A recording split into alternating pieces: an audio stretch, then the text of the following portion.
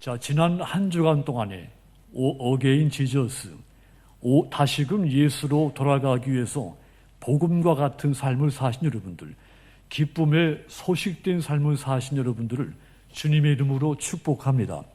자, 이번 주에도 다시 예수님께로 돌아가기 위해서 내 안에 우상을 타파하시고 오직 한 분이신 하나님, 참되신 하나님만 섬기며 사시기를 주님의 이름으로 축원합니다.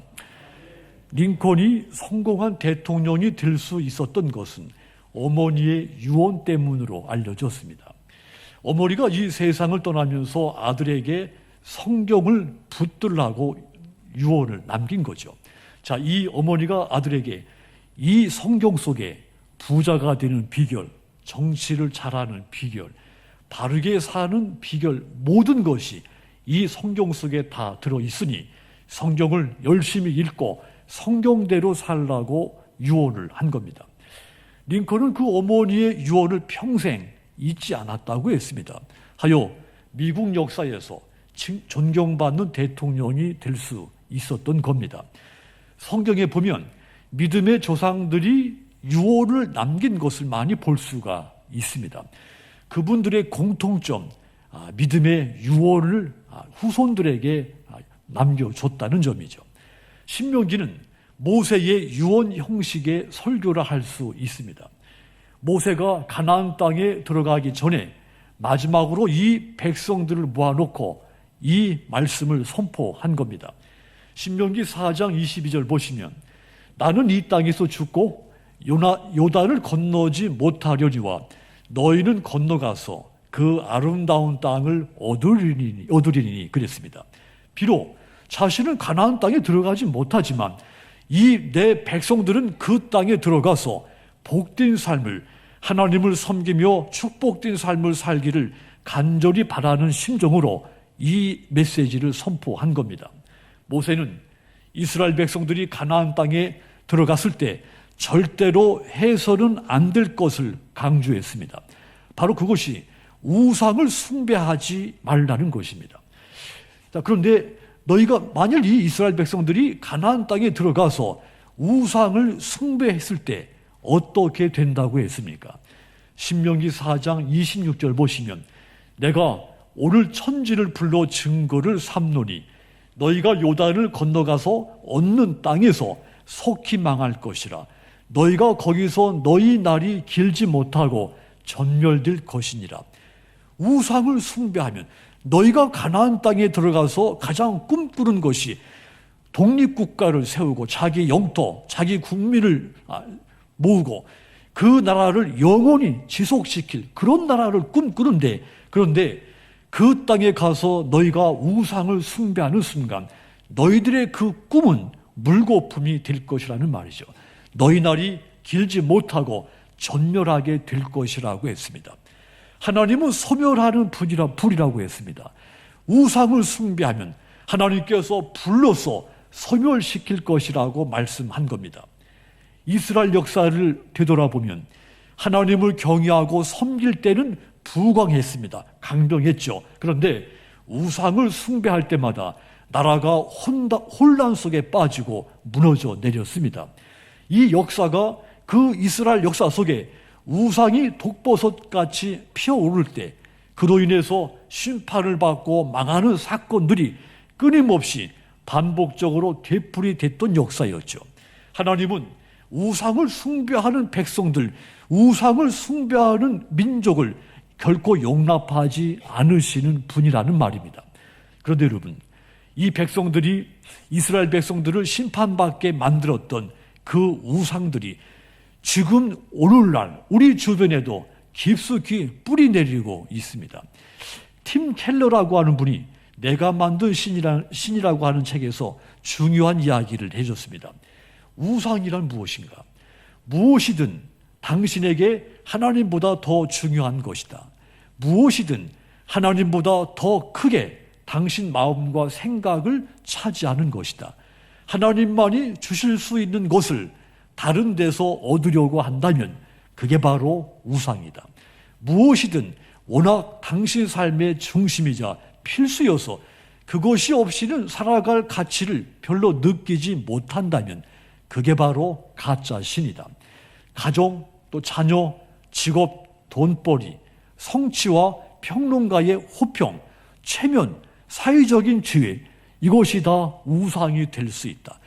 로맨틱한 이성관계도, 업계의 인정, 안전하고 평안한 환경도, 외모, 두뇌까지도, 정치나 대의 명분도, 도덕과 가치관도, 심지어는 기독교 사역에서 성공하고자 하는 그것도 우상이 될 수 있다. 그렇게 말했습니다.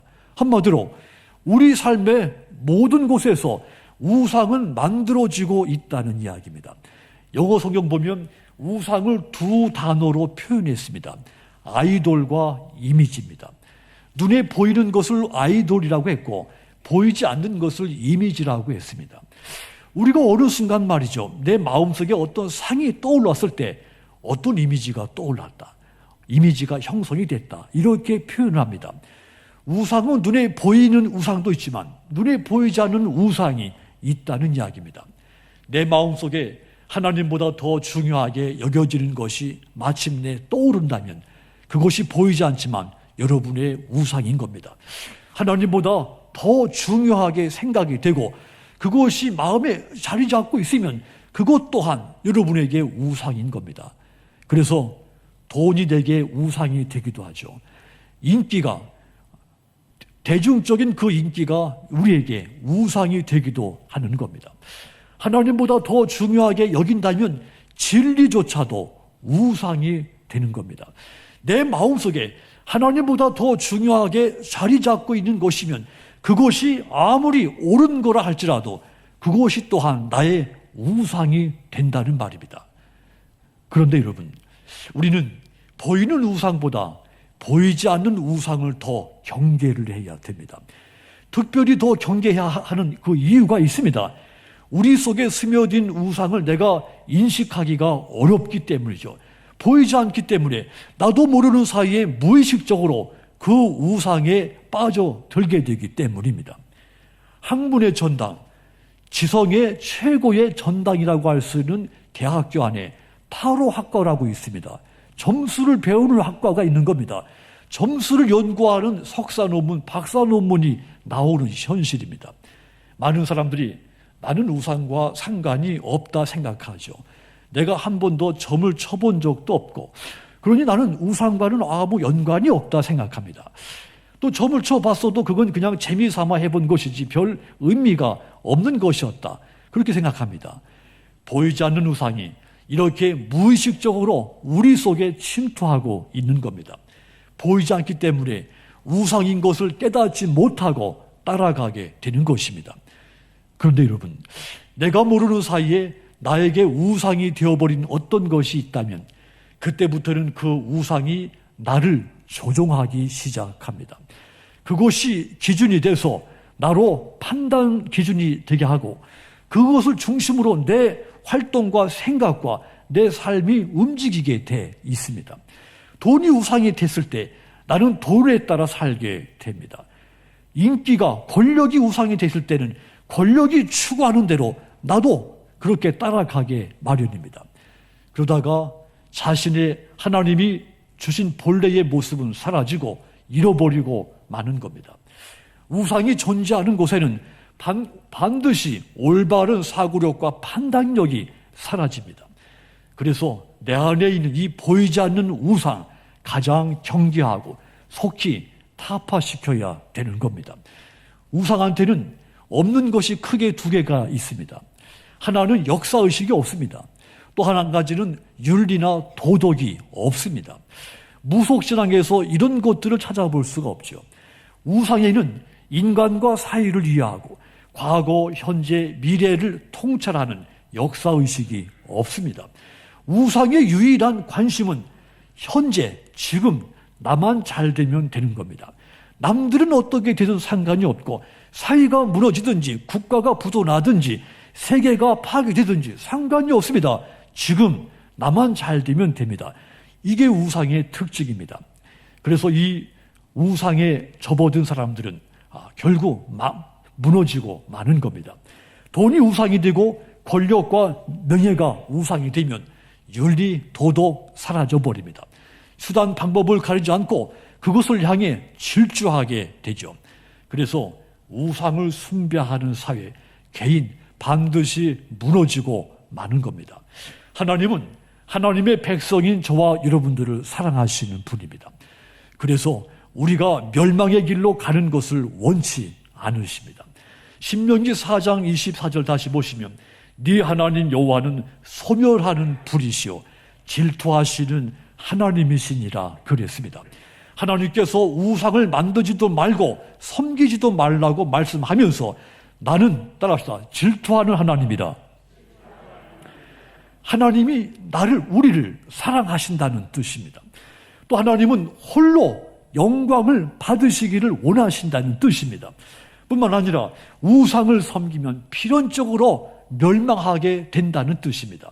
그렇다면 여러분, 내 안에 있는 우상을 타파해야 됩니다. 내 안에 있는 우상을 타파하려면 어떻게 해야 됩니까? 가장 먼저는 참되신 하나님만 섬기셔야 됩니다. 나와 세계에 유일하신 한 분이신 그 하나님, 오직 그분만을 섬길 때 내 안에 우상은 타파됩니다. 십계명의 제1계명이 너는 나 위에 다른 신들을 내게 두지 말라고 했습니다.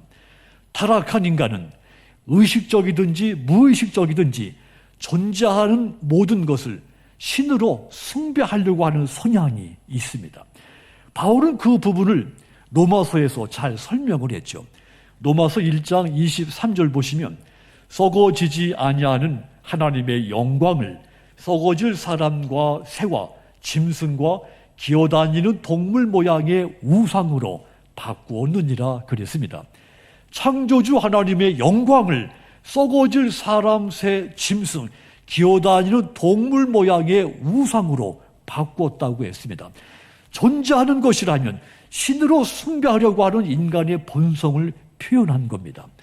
이스라엘이 애굽에서 해방이 되고 하나님께서 그 순간 이 애굽 땅에 내렸던 10가지 재앙들, 애굽 신들에 대한 하나님의 심판이었습니다. 자, 그러니까 이스라엘 민족뿐만 아니라 이방의 나라라 할지라도 우상 숭배 때문에 하나님의 심판으로 멸망을 한다는 이야기입니다. 하나님은 우리에게 꼭 지켜야 할 10가지 계명을 주신 분입니다. 이 10계명은 사탄을 대적하는 하나님의 방법입니다. 우상 문화에 빠지지 말라는 하나님의 경고의 메시지인 겁니다. 그래서 이런 역설적인 말이 생긴 겁니다. 인간이 10계명을 지킨 것이 아니라 10계명이 인간을 지켜주고 있는 것이다. 이 말이 상당히 합당한 말로 들립니다. 10계명이 없어지면 인간은 우상에 빠져서 무너지고 마는 겁니다. 10계명의 제1계명, 너는 나 위에 다른 신들을 내게 두지 말라. 세상에 다른 신은 존재하지 않는다고 선언한 계명입니다. 그렇다면 여러분, 지금 우리의 예배는 참되신 하나님만 섬기는 예배일까요? 예배의 모든 초점이 하나님께 맞추어져 있습니까? 그렇지 않으면 혹시라도 우리의 겉모습은 예배자의 모습인데 하나님보다 기복을 추구하는 예배를 드리고 있지는 않습니까? 성도 여러분, 지금 이 예배가 우리 속에 있는 우상을 분별하고 타파하는 그런 예배가 되기를 바랍니다. 우리의 예배가 오직 한 분이시고 참되신 하나님만 섬기는 예배가 되기를 바랍니다. 그리하여 오직 그 하나님을 기쁘시게 하며 홀로 그 하나님께 영광을 돌리시는 여러분들이 다 되시기를 주님의 이름으로 축원합니다. 또한 우리 안에 내 속에 우상을 타파하기 위해서는 또 한 가지 우리가 해야 할 일이 있습니다. 어떤 형상이라도 만들지 않는 것입니다. 십계명의 제2계명, 너는 너를 위하여 새긴 우상을 만들지 말라. 왜 사람들이 우상의 형상을 만들까요? 왜 모양을 만듭니까? 보이지 않는 우상은 경외심을 불러일으키기가 어렵기 때문이죠. 사람들에게 신의 형상을 거대하게 웅장하게 만들어 놓고 바라보게 만들면 사람들 마음속에 경외심이 더 크게 불러 일으켜지는 겁니다. 이것은 곧 어떤 형상이든지 만들어 놓으면 종교심이 생길 수 있다는 뜻입니다. 미국 뉴욕의 증권가에 돌진하는 황소상이 있습니다. 미국이 주식이 폭락하면서 미국 시민들이 의기소침했었을 때 미국인들에게 힘을, 도전의식을, 희망을 주기 위해서 조각한 이 그냥 설치 예술이었죠. 그런데 이 증권가에서 큰 돈을 꿈꾸는 이 욕망에 사로잡혀 있는 사람들, 그분들 가운데 한두 사람이 황소상, 그 황소상을 만지면, 그것도 특별 부위를 만지면 행운이 찾아올 것 같다는 생각이 든 겁니다. 그렇게 한 사람, 두 사람 만지기 시작하면서 지금은 이 증권가에 가면 그 황소 만지는 것이 유행입니다. 어느 순간 그 만들어진 형상이 우상이 되었다는 이야기입니다. 목사에게 가장 큰 우상이 무엇일 것 같습니까? 대형 교회입니다. 큰 교회 모습이 목사들에게 우상이 되기가 쉽습니다. 교회를 예수님보다 더 교회를 중요하게 생각하면 교회가 우상이 된 겁니다. 우리 교회가 얼마나 큰가? 우리 교회에 어떤 교인들이 출석하는가? 교회의 본질이 아닌 이런 것들을 생각하는 그 자체가 이미 교회가 목사에게 우상이 돼 있다는 증거인 겁니다. 그래서 이 목사에게 교회가 우상이 되지 않게 하려면 우리 교회 안에 예수님의 정신이 얼마나 생생히 살아있는가, 예수님의 냄새가, 향기가 우리 교회 안에 얼마나 그 냄새가 풍기고 있는가, 이런 질문과 성찰을 멈추지 않고 끊임없이 해야 됩니다. 교회의 머리는 예수님이시기 때문입니다. 교회가 우상의 형상이 되면 목사는 그때부터 예수님을 바라보지 않습니다. 교회를 바라보게 되죠. 그래서 교회라고 할지라도 우상의 형상이 돼서는 안 되는 겁니다. 그렇습니다. 우상을 타파하려면 어떤 모양, 어떤 형상이라도 만들지 말아야 됩니다. 눈에 보이는 형상도 만들지 말고 눈에 보이지 않는 내 마음속에도 형상을 상상해서는 안 됩니다. 형상을 만들게 되면 거기에 의미를 부여하게 되고 의미 부여가 점점 의존, 섬김되다가 우상이 되는 겁니다. 우리는 하나님을 온전히 다 알 수가 없습니다. 우리가 알고 있는 하나님에 대한 지식, 내가 겪고 내가 경험해 온 문화, 사회, 역사, 지식, 그런 범위 안에서 알고 있는 하나님이 내가 알고 있는 하나님에 대한 전부인 겁니다. 그렇다고 하나님이, 내가 알고 있는 하나님이 그 하나님이 아닌 겁니다. 그러니까 하나님은 절대적인 존재지만 우리가 알고 있는 하나님은 상대적인 부분에 불과하다는 뜻입니다. 그래서 나는 하나님을 잘 안다, 나는 온전히 모든 것을 알고 있다, 이렇게 주장하는 사람이 있다면 그는 가짜인 겁니다. 그래서 형상을 만들지 말라, 이 명령은 하나님을 인간의 잣대, 인간의 생각으로 제한시키지 말라, 이런 명령이기도 한 겁니다. 하나님은 결단코 형상 속에 갇혀있는 분이 아닙니다. 하나님은 인간의 생각이나 이미지 속에 갇혀있는 분이 아닙니다. 이 세상의 그 어떤 모양, 형상도 그것이 아무리 웅장하고 아름다워도 하나님은 그것이 하나님이 될 수가 없습니다. 그러므로 그 어떤 형상도 만들지 말고 그것에 절하거나 섬기지도 않아야 되는 겁니다. 내 안에 우상이 타파돼서 오직 한 분이시고 오직 참되신 하나님, 그분만 높이고 경외하시기를 주님의 이름으로 축원합니다. 또한 내 안에 우상을 타파하기 위해서는 또 한 가지 우리가 할 일이 있습니다. 하나님의 이름을 망령되게 사용하지 않는 일입니다. 십계명의 세 번째 계명, 너는 네 하나님 여호와의 이름을 망령되게 부르지 말라. 우상의 첫걸음은 항상 같습니다. 하나님의 이름을 가볍게, 우습게 조롱하는 것부터 시작이 됩니다. 그래서 이 십계명의 3계명을 문자적으로 번역하면 이렇습니다. 너는 너의 하나님 여호와의 이름으로 경솔하게 맹세하지 말라. 너는 너의 하나님 여호와의 이름을 거짓되게 선포하지 말아라. 자, 그러니까 이 제3계명은 하나님의 이름을 모독하지 말라. 하나님의 이름으로 거짓 약속하지 말라. 하나님의 이름을 가볍게 경솔하게 혹은 기계적으로 사용해서는 안 된다는 명령인 겁니다. 그래서 우리는 하나님의 이름을 부를 때 언제든지 하나님의 존엄과 영광을 묵상을 하면서 두렵고 떨리는 마음으로 그분의 이름을 부르고 그분의 이름을 찬송해야 됩니다. 하나님은 하나님의 이름을 모독하는 자들의 모든 죄에 대해서 크게 경노하시는 분입니다. 출애굽기 20장 7절 보시면 너는 네 하나님 여호와의 이름을 망령되게 부르지 말라. 여호와는 그의 이름을 망령되게 부르는 자를 죄 없다 하지 아니하리라 그랬습니다. 하나님의 이름을 망령되게 함부로 사용하는 사람에 대해서 나는 그에게 죄가 없다고 말하지 않겠다. 한마디로 결코 그를 그냥 두지 않겠다는 선언인 겁니다.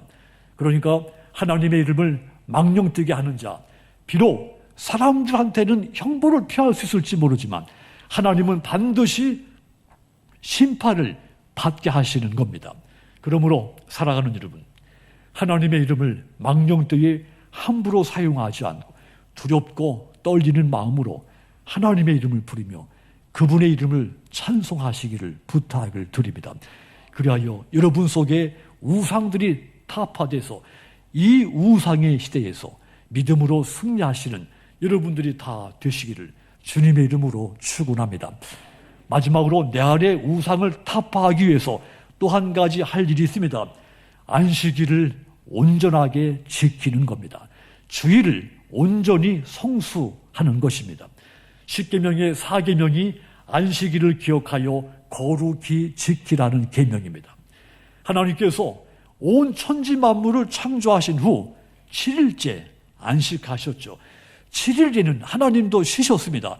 그리고 그날을 복되게 하셨고 거룩하게 하셨습니다. 하나님께서 우리를 사랑해서 안식일을 주신 겁니다. 아브라함 헤셀이라고 하는 신학자가 안식이라는 글에서 이런 말을 표현을 했습니다. 안식일이 평일을 위해서 있는 것이 아니다. 평일이 안식일을 위해서 있는 것이다. 안식일은 삶의 막간이 아니라 삶의 절정이다. 그러니까 안식일은 일주일에 한 번 있으니까 우리가 인생을 사는데 그 막간에 해당한다. 그것이 아니라 내 삶의 절정이다. 이렇게 표현했습니다. 그렇습니다. 하나님은 하나님의 거룩한 형상대로 지음을 받은 저와 여러분의 삶의 절정을 경험하게 하시려고 우리에게 안식일을 주신 겁니다. 그런데 예수님께서 활동하던 당시 바리새인들, 서기관들, 종교 지도자들이 안식일을 철저하게 지켰다고 했습니다. 그런데 그들은 이 선한 안식일 규례를 오히려 인간을 억압하고 판단하고 규제하는 악법으로 변질시켰습니다. 안식일 본래의 법과 정신을 완전히 형식주의로 전락시킨 겁니다. 그래서 예수님은 안식일의 이 참 뜻과 근본 정신을 파괴시킨 그들을 향해 근심하시며 크게 진노를 하셨죠. 그리고는 바로 그 안식일에 손이 마른 환자를 회복시켜 주면서 고쳐주면서 마태복음 12장 8절에 선언을 했습니다. 인자는 안식일의 주인이라 하시니라. 이 말씀은 예수님께서 안식일의 입법자라는 뜻입니다. 안식일의 모든 주권은 나에게 있다는 선언입니다. 그렇다면 주일은 어떤 날입니까? 오늘 이 날은 어떤 날입니까? 예수님께서 우리를 대신해서 십자가에서 죽으시고 부활하신 날입니다. 우리의 죄값을 치르심으로써 더 이상 우리를 죄에 얽매이지 않고 자유롭게 해주신 거룩한 주일인 겁니다. 그래서 우리가 토요일 안식일을 지키지 않고 일요일 주일을 지키는 겁니다. 주일은 내가 하나님의 자녀인 것을 다시 한번 확인하는 날입니다. 그러니까 내가 세상에 속한 사람이 아니라 하늘에 속한 성도인 것을 분명하게 확인하는 날이 바로 주일인 겁니다. 성도 여러분, 하나님은 이 주일날 드려지는 예배를 통해 하나님과 인간이 만나기를 원하십니다.